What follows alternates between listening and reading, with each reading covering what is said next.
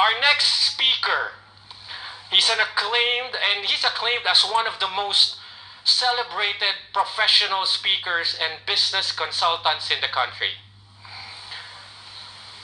He specializes in the following spheres: strategic planning and management, local and regional business development, enterprise startup and growth, financial wellness, and family business expansion. Hence, our topic this morning or this afternoon.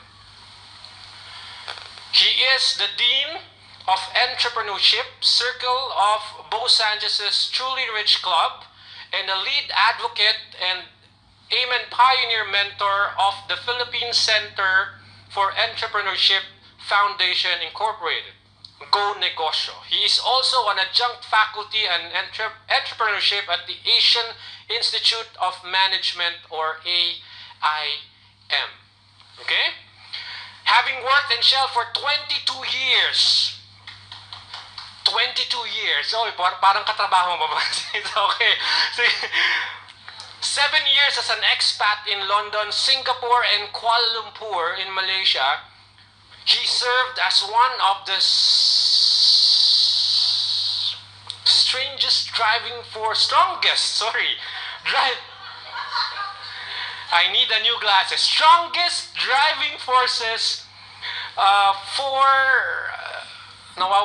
for the company's growth. Yan.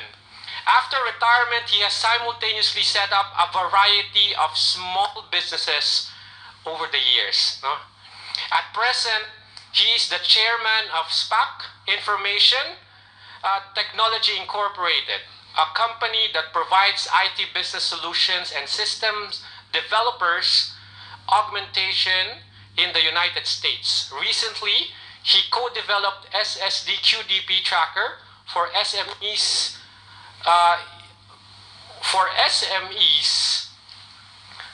in the SMEs Logistics in the Pinoy SME platform, digital marketplace for SMEs. He is also a director of the Caraga Renewable Energy Corporation, a multi-billion peso power plant venture in Mindanao. Who here is from Mindanao? Wow. Grabe, palakpakan naman natin sila, no? Another notch in our speaker's achievement is that his reputation as a best-selling author of 5 books. 5 books po. How to Become a Happy Retiree, A Guide to Retiring Wealthy and Worthy in Your 40s. How to Turn Your Passion into Profit, and 8 Keys to Build a Truly Rich Business. And he co-authored with Brother Bo Sanchez and Go Negosyo, 21 hakbang sa pagsisimula ng sarili mong negosyo, or 21 steps on how to start your own business. His 5th newly launched book, co-authored with Brother Bo Sanchez and entitled Be Happy, Healthy, and Wealthy. Today, How to Be Richer with Life Lessons from the Teacher and the Preacher Preacher made it to the blessing list in January 2018. Now, with the passion to become an instrument of change for others, he is also a founding mentor of Leadmore Development Center. It is a learning organization created by mentors who designs, develop, and deliver entrepreneurship frameworks with the purpose of prospering entrepreneurs and professionals on the way to the mastery of their craft. And part of the company's advocacy is CFC Reform Project to heal drug addiction among the youth using NLP, or Neuro-Linguistic Programming. Ladies and gentlemen, brothers and sisters, please all welcome yung masigabong palakpakan natin for our speaker this afternoon, Dean Pax Labi. Tapos na ang klase. So, tapos na pa. In-explain na po lahat. So, good morning. Aba, sumasabay. So, foreigners here who don't speak or understand Tagalog? One, where are you from? Oh, Indonesia. Apa kabar? Wow. Sir, where are you from? Florida. Oh, I like Disney. Yeah, farthest is Mindanao because there's war. Yeah, so actually, we also serve. My business is all onshore, so we do a lot of work in the U.S. And in fact, I just like to correct that I'm not chairman anymore of IT SPAC. I have recently retired. And what I'm gonna tell you is close to my heart that I'm doing it now. Been there, done that. So I already done a plenary here way back in 2018 with Brother Boy and just me on the stage with about 10,000 people. Almost every year, I get the chance to speak to 1,005 to maybe about 5,000 was the biggest. So today and this FISCON, I specifically requested for the smallest class. Why? This topic is very hard to understand. So if you don't like headache, so you can join Edward Lee. It's all about wealth. Here is about family, it's about wealth, it's about succession, it's about business. Are you ready? Are you ready? Okay, so if there's something in Tagalog, Miss Anne, my loyal to the chairman's staff will interpret. Yeah. You're Kafamfangan, right? So you speak English. Alright, so so why this special class? So I've been asked, our theme is all about new promise, and it is your wish. You're praying to God that, Lord, give me this new promise that whatever I've set up, I can transition and transcend that to my next generation. If you're a career person right now, a professional, your profession or your career cannot be inherited by your children. Even if your illustrious career, maybe as a doctor, that practice dies with you. A profession, a high-end career as hotelier, that profession dies with you. Kaya I don't like a big class because this is all about death. It will die with you. Later I'll ask you, what if you die tonight? What if you die tonight? Will the business continue? Maybe yes. Check. But the next question, will the business grow if you die tonight? You don't know that. So the new promise, transitioning to the next generation. So, this is brought about by IT SPAC. So, thank God we're 4 years na, Erica, diba? 4 years conference partner. Because I'm just Chairman Emeritus, I am now just speaker or guest. The sponsor are my boys. So, the money is already with them.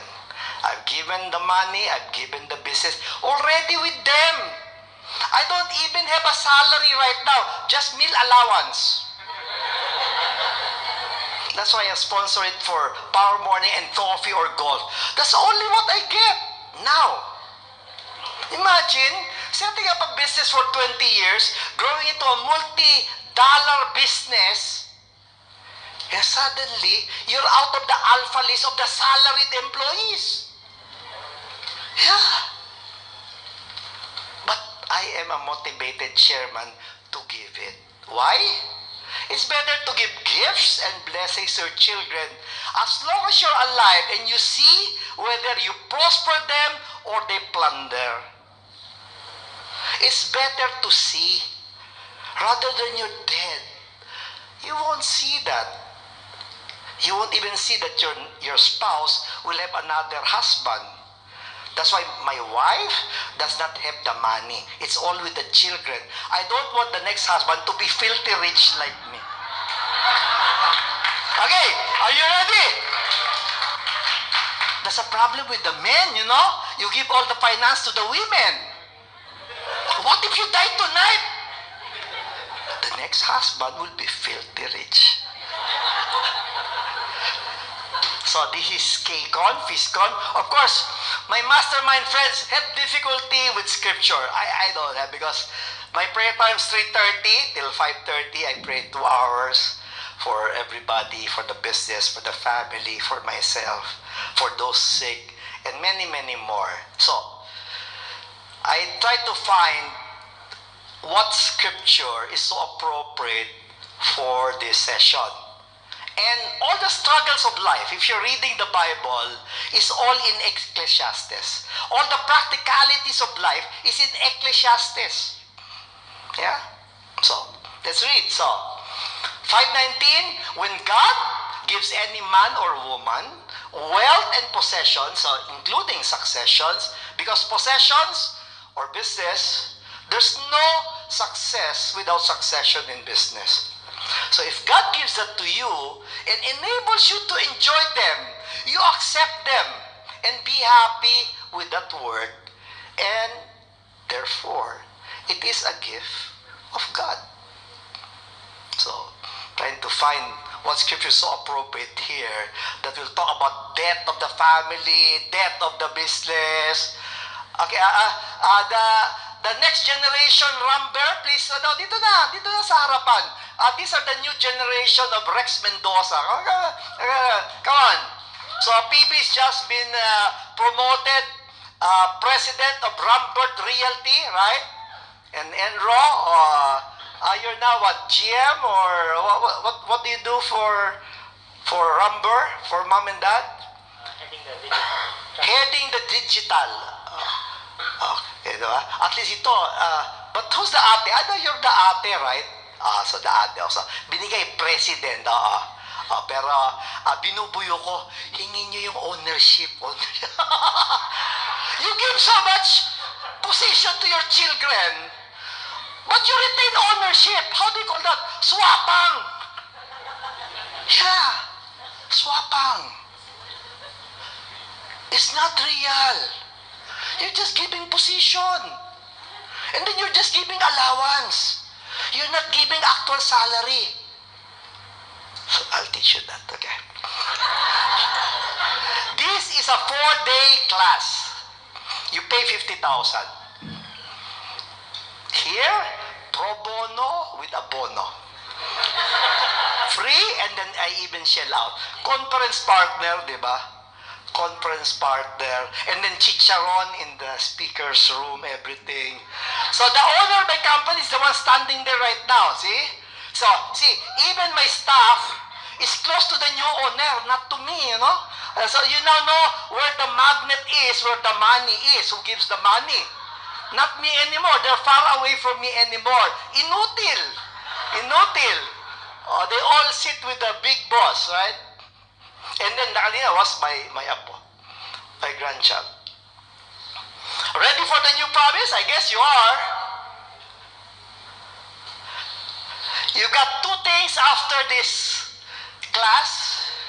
You either buy the book and then have it signed, or you want a pre-book for raffle. What do you like? Pre-book. Okay, the pre-book. Ilan Rhea? 15? How many more? 15? Yesterday we gave 5.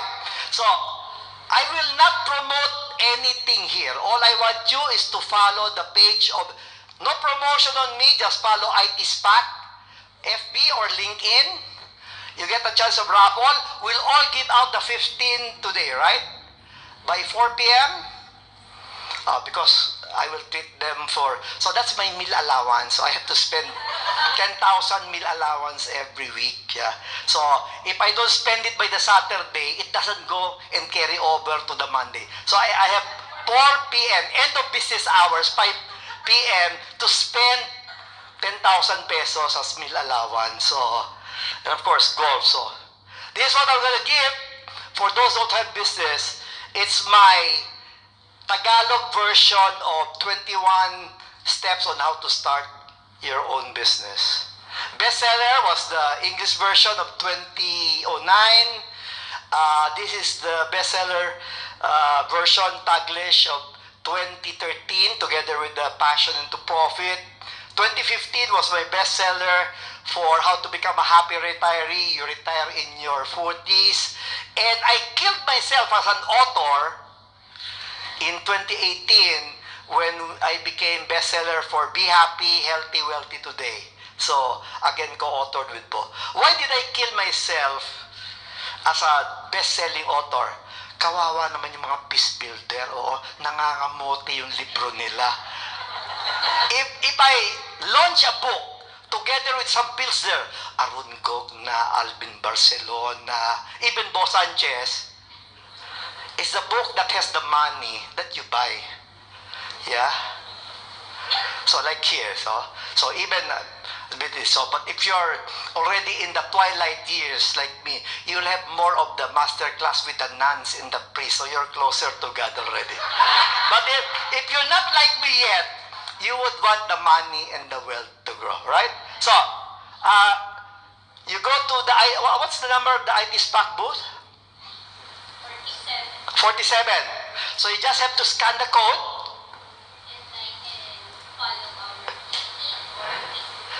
Just follow. And then you'll do the roulette for 15 books. Okay. You will not be able to buy this because this is not available anymore in National Bookstore. Okay. Excited so far? Yes. That's why I want a small class. This is the agenda for the 4 hours. Erica, 4 hours? I will end until plenary. I have 40 minutes na lang. So she will show a sign. Then I will ask you, do you want me to end? I always violate the timer. But I cannot violate today. Why? Father Bob McConaughey will kill me. He's my father confessor. He might reveal all the sins of Dean Paxlapid. You know? So I am hostage. So I have to end early. Alright? So, there's such a thing as a 3-generation rule. There's also a difference why family business close and why family business fail. I'll take you to a theory where you'll understand that family business is broken down into family, into business managers, and into business owners. So, you'll know that later. And then, with the 3-circle theory, when we overlap them, you will now understand the 5 risk areas of family, of business, of management, and in between is wealth and succession. Kaya humingi na kayo ng ownership sa tatay niya. Di ba?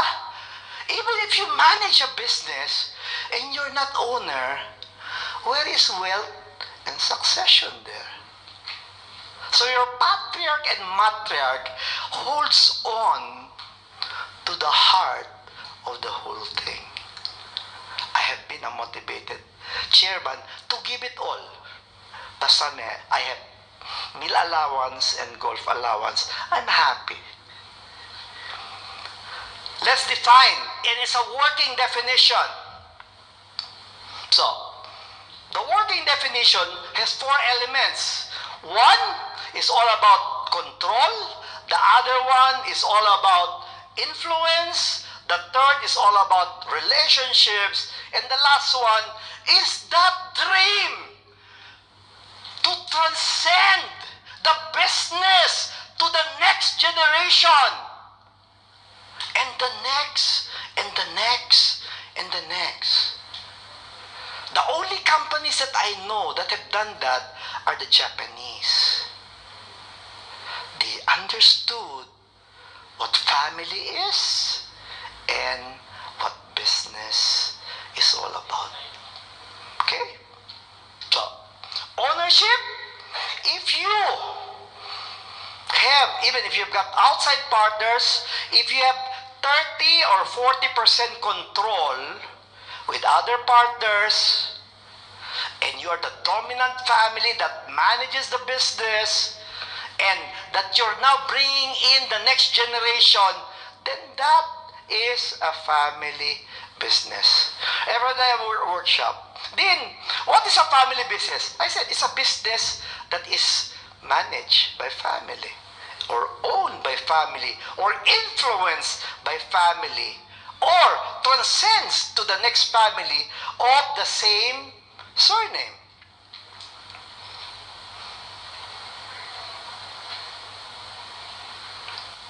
The grandfather would always want that the grandchild that he's carrying will be the next CEO of the company 30 years down the road. Will that happen? Do you think it will happen? Maybe. You know why maybe? In Chinese, can you read in Chinese? Of course, you cannot. I cannot read. Wealth shall not pass 3 generations. Wow! How nega in the Piscon! Negative! I thought it's a promise, a new promise. This is a reality, brothers and sisters. It did not come from me. It did not come from the Chinese. It also came from the Americans, the Germans, the Mexicans, the Brazilians, and the Italians. All across the globe. All across. From shirt sleeves to shirt sleeves. What does that mean? Laborer, back to laborer in 3 generations. Why? The 3rd generation now lives in luxury. The 3rd generation now lives in luxury. Sino may kasalanan? Ikaw! You! You did not show your grandchildren the pain, the struggles, the cries, the tries, the fries. All you see is the fly. In business, try and try, even if you cry, not to die until you fly. But what are the grandchildren saying? The flying. Not the crying. Not the crawling. Anything you want? Okay, let's give. No pain. Most of the young generation now, especially with family businesses, ride in luxurious cars with drivers and yaya, nanny, right? Never had that. That's a reality. I like the Mexican Padre Bodeguero, Hijo Caballero, Nieto Pobrecito. The father merchant, the son gentleman, then back grandson beggar. Similar case, the Brazilian, Pai Rico, which is the father, a rich father, Hijo Nobre, the noble son, and the Nieto Pobre, poor grandson. Maybe not poor, but you're back to ordinary. Why? The grandchildren, Lolo, Granddad, I want to study abroad. There's no future here in the Philippines. What they see in social media, everything, this is what I want. This is the life that I want. Not realizing there's good opportunity in the business that the grandfather built. It's called also the 1/3 rule. if right here, right now, in this class, 100 patriarchs and matriarchs combined, divided by 3 is how many? You need a calculator. 100 divided by 3, 33.33. Into the next generation. Into the third generation, 33.33 divided by 3, 11.11, or roughly 12. And that is the statistics of moving from one generation to another. Nakakatakot naman. I thought I will be encouraged to give it to the next generation. You can if you work hard for it. And how do we do that? Let's first identify the most predominant characteristic of any Asian family business enterprise. And what is that? That the enterprise is highly dependent on the patriarch and the matriarch, or combined. Wow! Think about that. Think about your own company. The patriarch and the matriarch predominantly is the influence of that family business. What if you die tonight? What? Ika'y mamatay, mas masarap sa Tagalog. What? Kung ika'y mamatay ngayong gabi, kunin ka ni San Pedro. Wag lang man yung demonyo. Si San Pedro, okay lang, di ba?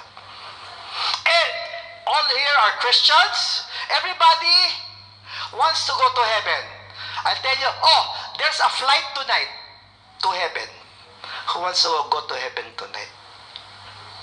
Question. It's not you being prepared to die tonight. It's the business and the children. Are they prepared if you die tonight? Huh? You're still talking here in PISCON. Then, or you're playing basketball. You're dead. You're dead. You'll never manage a business from your grave. Yeah? And the next husband will be filthy rich. Shit, I'm sorry. Every time I think about that, it's shitty, you know. Sorry, Fiscon. Please edit that. Ginigising ko lang kayo. So, wag na to die. What's the next worst thing that could happen if the patriarch and the matriarch is the one running the show? 40% will retire in the next 5 years. Me included. Me included. 65. The first year pa lang, 66. Compulsory retirement, board resolution.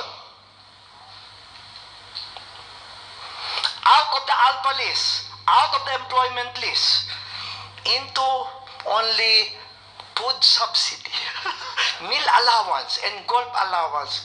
Kawawa naman ako. The chairman who built a multi-million-dollar company is still miss allowance. I don't have a problem with that. It's with the children. Right after I retired, my second son, upgrade the car. CX-9 Mazda. Shit. Piston again. I'm sorry. Okay, behave. I have a behave. So I have also, okay. No more. Behave. Okay. 40 will retire. The next 28 in the next 10 years. Then I'm still young. Okay. You're in the last batch. 11 to 15 years, you will retire. your health kills you. You don't want to retire. Your health will kill you. That's definite. In youth, you use your health to generate wealth. In age, you use your wealth to maintain health. And that is the reality. You should bring the sisters here so I'm behaved. When I'm with the sisters of life, I'm very, very behaved. And this is the reality where I am right now. I have seen already in their 80s or 85 still holding on to the realms, of the business. And he cannot decide anymore. But every time the next generation would want some innovation, no, I've done it the same way for the past 40 years. Naiwan ka na sa kangkungan. Diba? Okay? So this is critical. Well, I thought I only have a half class. We're now full. Okay. Maybe they hear the voice into the next hallway. I'm sorry. Which is critical? Business first or family first? Which is first? Family. Family. I like that. Steve, which is first? Family. Family. Business family. Business first unless dying relative. Business first until dying relative. So family, and business. This has all been a long argument to help you. And I know where you're coming from. The next question, who supports who? Does the business support family? Or is it the family that supports the business? I think this is the crux of the matter. You say it's family because what happens now if that whole family is wiped out in a plane crash? What happens to the business? The accountant is very rich. Yeah. The lawyer is very rich. Yeah. Half of those that I mentor, when the business has grown, it's not anymore profit, it's kupit. The accountant and the lawyer cahoots to mock up your AFS. Yeah? Suddenly you get a LOA from our friendly government agency. And you allow your finance person to make the deal. Wow. That's red flag. Now we have photographers, so I'm very behaved. Is that video? Yeah, so I'm behaved now. I'm behaved. So with the photographer, I'm behaved. This is a reality. Family is all inward. It's all tradition. Nothing has changed. On the other side, business is all about VUCA. V-U-C-A. You probably heard that. Volatile, uncertain, complex, and ambiguous. So there should always be change. In my other book, life is all about 3 C's.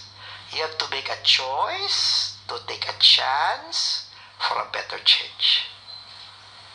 If you're so clustered, you're so myopic, nothing will change. Then that's family. If you want a lot of change, like in this one, yeah. So, with my director, with the CX-9, yeah. So, my director with the CX-9, yeah. And a second honeymoon in Maui before it got burned, yeah. But I enjoy. I said, go to Maui, build me or create me another grandson. So his Franklin, The son, the grandson is Franco, so I want a Frankenstein. Yeah? My eldest is Francis, so the two daughters is Frances, and then is Francine. Yeah? Why they name it after me? Because if it's named after me, they have 5 million as branding rights. Every apo is 100 US dollars, 100,000 US. But with a son, it's 7.5 million because of inflation. Okay. That's why they're incentivized. Okay.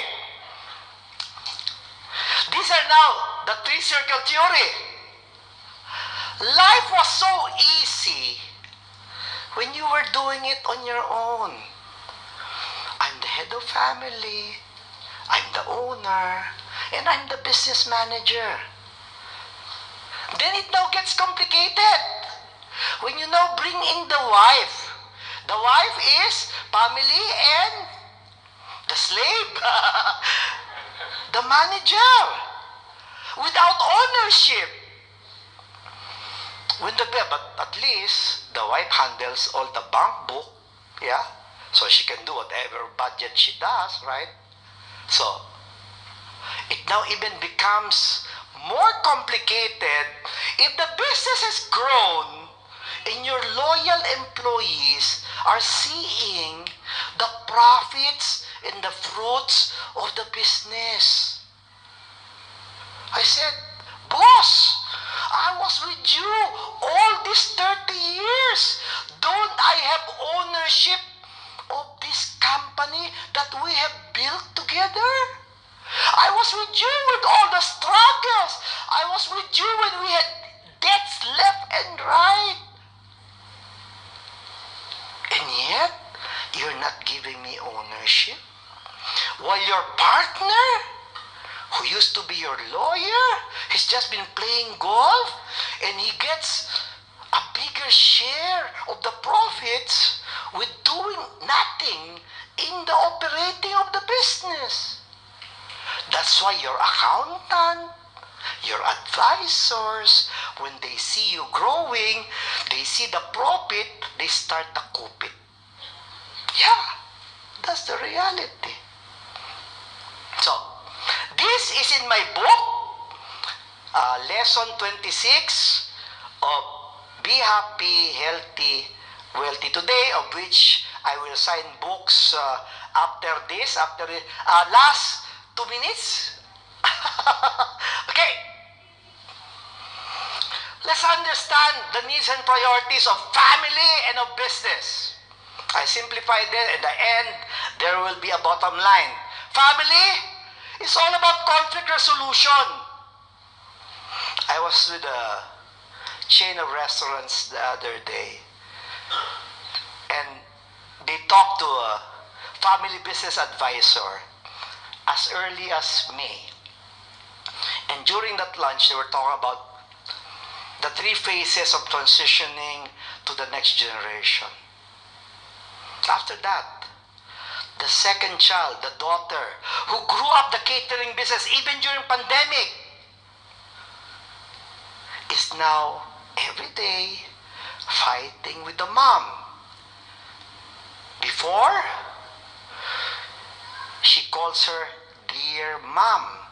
Now she calls her mean mom.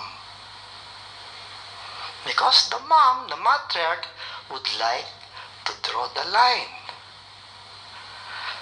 The second child, the daughter, saw that the brother who runs the stores is getting double the pay of what she's doing. Mom, I'm the one carrying 60% of the profit in this food chain business. Why the hell behave?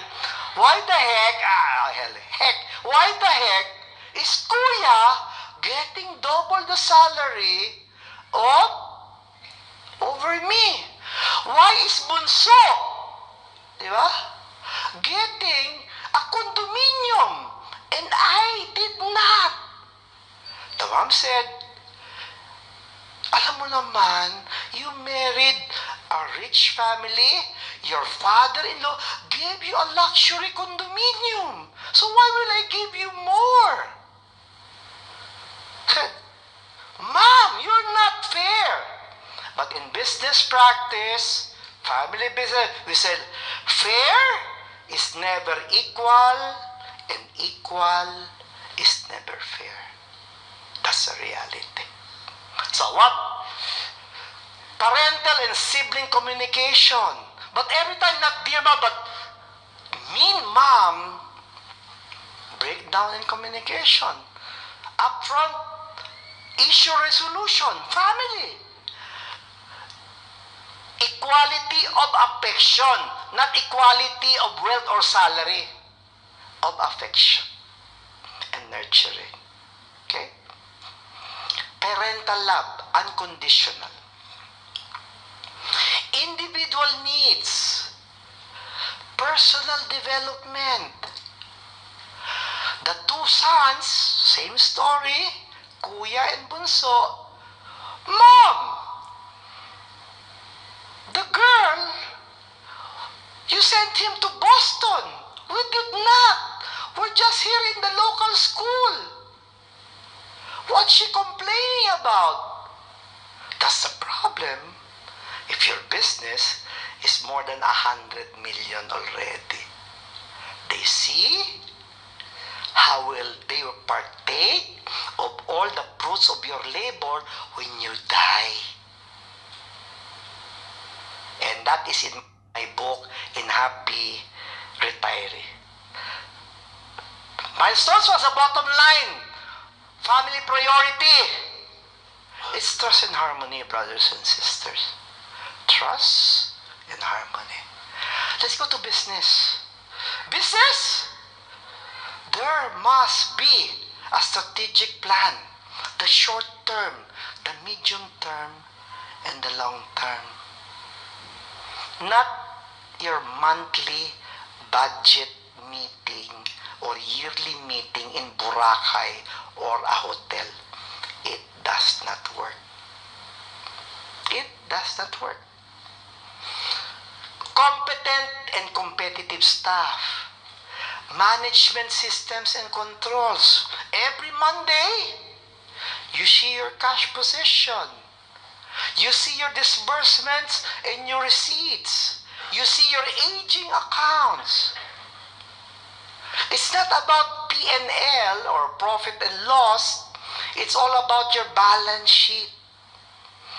And that's where you see whether the business is growing or not.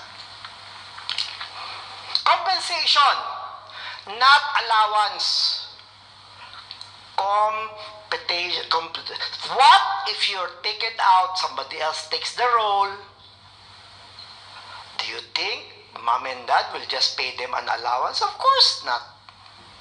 Of course not. I took out my eldest son out of Phoenix, training manager, national training manager for Phoenix. At that time, I took him out in 7 years ago.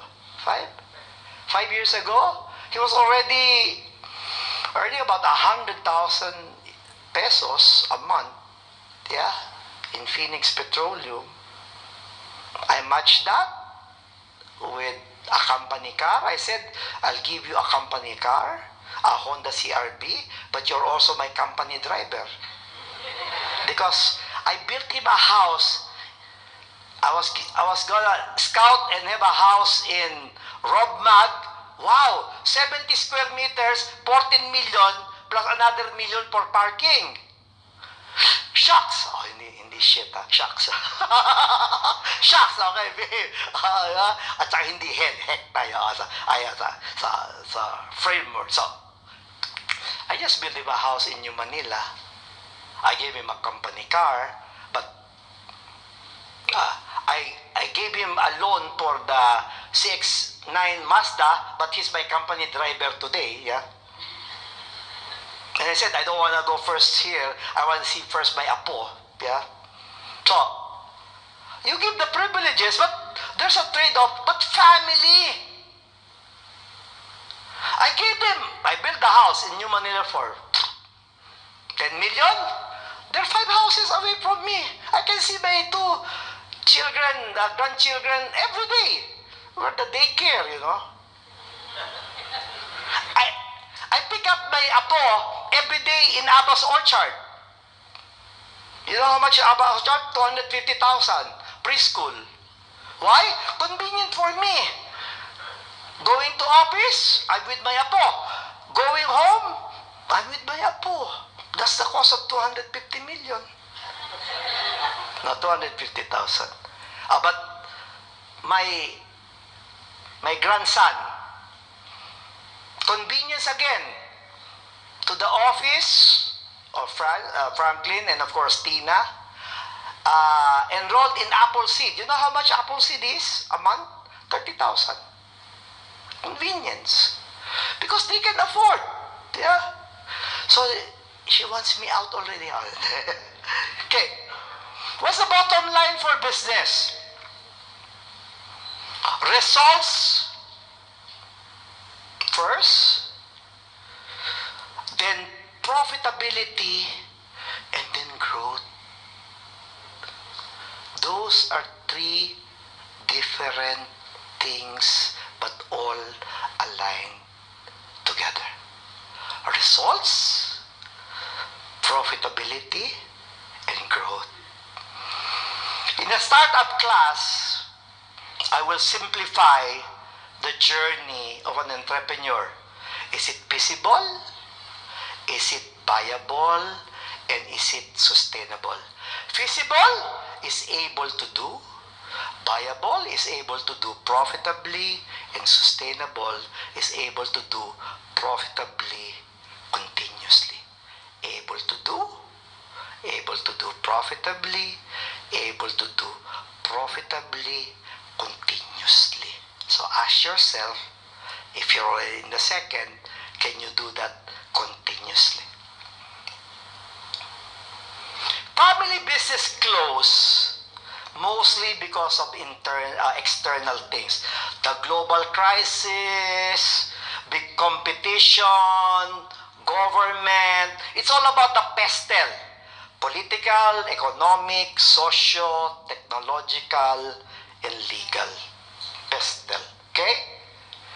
The more important thing, why family businesses fail. And this is my takeaway for all of you as you end here. The lolo into the apo will not happen because 60% will be a breakdown in communications and trust within the family. 25% will be unprepared heirs. You do not get the business in your dying bed. Son, this is yours already. Bull, no more. I can't. Yeah? Yeah, behave. Okay. So I said cow na lang. Cow shit, not bull. Okay. 12% is the lack of mission. The next generation doesn't even know what the whole business is all about. Mission means the task that you are tasked with that somebody doesn't want to do. I repeat, mission is the task that you are tasked with because somebody else doesn't want to do and will just pay for you. This is where I am right now, 60. So letting go already and taking charge.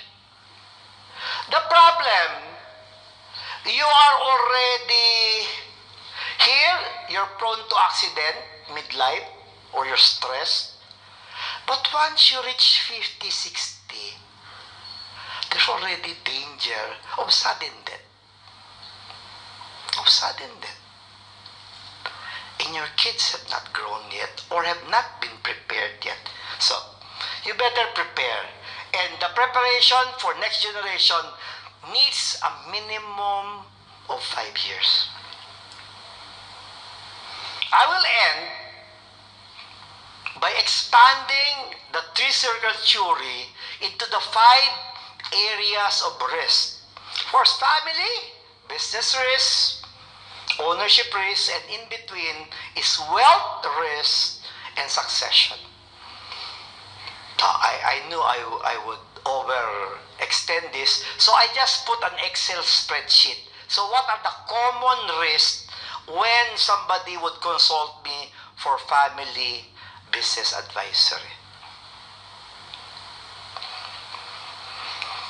The top risk, whether it's family risk, wealth, ownership, succession, or business, is illness of the patriarch, incapacity of the dominant figure in the business, and the death of the patriarch and the matriarch. That's the reality. You will never manage the business 6 feet under. The second risk is divorce. Of course, that's the US. But in our case, legal separation. The ownership now becomes dispersed. The mistrust and the communication, if you're legally separated. Buyo ng bago mong asawa and buyo ng asawa mo.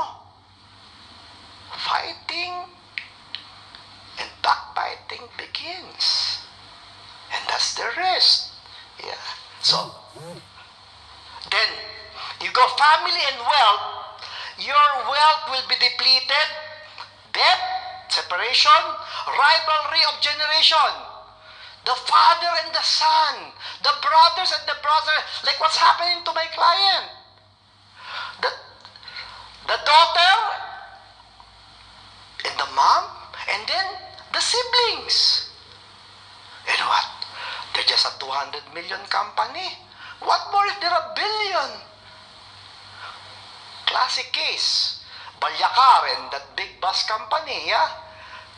The mom, and I know Dali, together with the bunso, and all other siblings combined. And they fight. And who gets rich? The lawyers. The lawyers, yeah. The lawyers love this. The lawyers want you to fight. Yeah? So, reputation, misaligned family values. That's what I'm concentrating here. But of course, the unprepared ears. Yeah? So 1 more hour, you're extending me? Okay. Thank you. You have to start today, brothers and sisters, and you can never manage the business from the grave. Never. Tapos na ang Halloween, ha? Cannot do that. So, I'd like you to take a picture of this. If we were probably an hour and a half, I would have processed this and take you step by step. But first, it's all about you. There's a big definition between your happiness and the business success. There's a big difference between personal aspiration and the business aspiration. There's a difference between the shared vision, you as the family, and the business, shared vision of the business that the family operates. We're trying to do the separate, and then we try to do the combined. I hope everybody's taken a picture of that. Yeah? And then, the big question, when are you letting go of your dominant? I'm happy. Yeah? Yeah. So, can I get additional meal allowance? Because it's FISCON naman, so maybe I have to go back to speaking engagement, to get, but 15,000 a week meal allowance is, even if every day I go to a buffet, so the cholesterol will kill me, or even if I buy weekly Milas Lechon, which is here, so the cholesterol, but I like ng kababuyan, so I like all the baboy, so and the dinuguan, so you take a picture, okay? This is the washing machine for all the elements of what you need to do. But don't take that picture. Just be highlighted by a family needs a quality life plan. What's for you and the wife? What's for you and the children?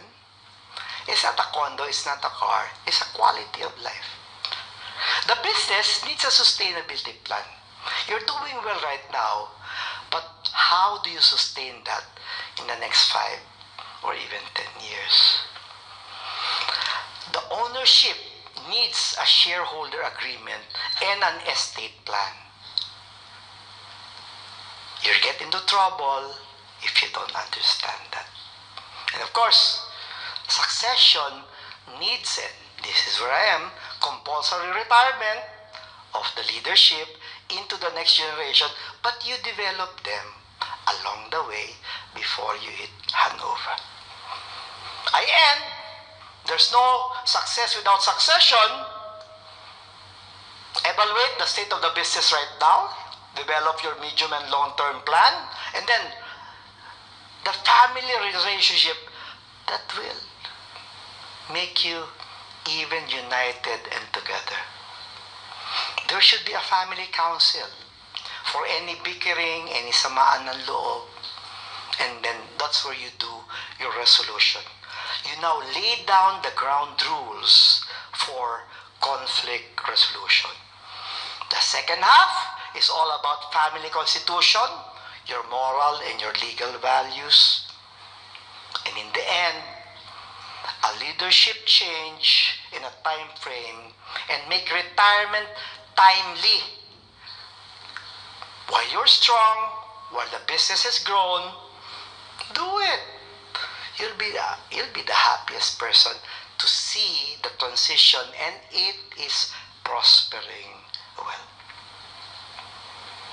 Today, you've seen Franco. So this is our Halloween. So, Alabing Lolo, When I die, even tonight, I just want to be remembered as Dinpax, a loving son to my mom, a caring father, husband and grandfather or wowo, a balanced entrepreneur, an inspiring mentor, but most especially, a child of God. And I will end again with the same verse that when God has given me my wealth and my possessions and the successful succession and enables me to enjoy them and accept them and to be happy with what I've done, I thank God that the promise of the new promise that's given to me is fulfilled. Maraming salamat po. Thank you so much, Dean Pax David. Palakpakan naman natin. Let's all give him a big warm round of applause, ladies and gentlemen. Wow. Wow, Bitin? You want more? Okay. Yes, Dean. Extension down ng 40 minutes. So, we have room for 2 questions, no? So if you wanted to ask questions, we can entertain at least 2 questions. So this is your opportunity to ask Dean Pax David your question about the topic or anything that you wish to ask Dean. Anyone who wants to ask? Okay. After this, may bayad na eh. May bayad. First and second. Okay. Bro. According po kasi kanina kay Sir, dapat i-train yung future heir. Yep. So that when they inherit the business will still prosper. Yep. What's the advice you can give if ever yung anak mo or anyone down the Maliit line pa? does not want to run the business, kanino mo i-inherit yun? Professionals. Yung So partners, you sell it. You know, in business, there are only 2 kinds of ROE. You know what's ROE? Return on? What's the other ROE? Return on ego. Yeah, you don't want to sell because ROE, return on ego. Right or wrong? You don't want to close. Lugi ka na. Wala. Lugi ka na. You're still hanging on. Bakit? Yabang. Oh, I'm top executive. Suddenly, I failed. Because of a franchise. Return on ego and return on equity. Yeah? That's the only issue. You don't want to sell. So, if children, like my youngest, doesn't want to come into business, fine. But he's still owner. But he cannot sell it to anybody. There's a redemption clause. And while I'm alive, even if I've given majority of the business, I just own 40%. They've got 60. What do I have, anak? What do I have? What do I have? As chairman, I have what you call a veto power. Oh, okay. All right. I have a veto power. Yeah? But it's only to me. If their mom marries somebody else, I let you. No, but Okay. he's dead. Thank you so much. Bro, to answer the question, thank you so much, Dean. Okay? We have one last question. I hope you understood Yeah. the I talk. did. Thank you. Very, very clear. Yes. Okay? My question would be, and this might be a hard question. Yeah? What advice would you give to a third generation Okay. whose family business has been ruined almost by the second generation? Okay. That's it. What's the advice? The business still has cash flow. Still? Cash flow. There's still cash flow. Is there a motivated buyer? Yes. And is your shareholder agreement allowing a sale of the company and then the proceeds or profits goes to... Because it goes, if it's sold, it still goes to the second generation, the current owners. Yes. Unless you already have ownership as third generation. No, not yet. If you don't have ownership, and I've seen that, second generation, because of the infighting among siblings, decide to sell. Yes. And then, it's all up now to your mom and dad, as second generation, to enjoy the profits of their labor or sale, and then you probably benefit. But to what degree is really up to the parental love, yeah, of the second generation. Well, there was talks about selling the business, Yeah. which I would agree with because Yeah. they were not always in, because the siblings are not always in agreement. Yeah. So That if is, you think that is a yeah, good solution? more than, I think, reviving a struggling business because of infighting of second generation, the revival is more an exception rather than the rule. Right. Even me as family business advisory, if lawyers come in, we step back. No point. So let the lawyers just get rich, you know. So, because my advocacy is putting you into the third gen or transcending you up to 50 years minimum. So I've got clients who's now more than 50 years.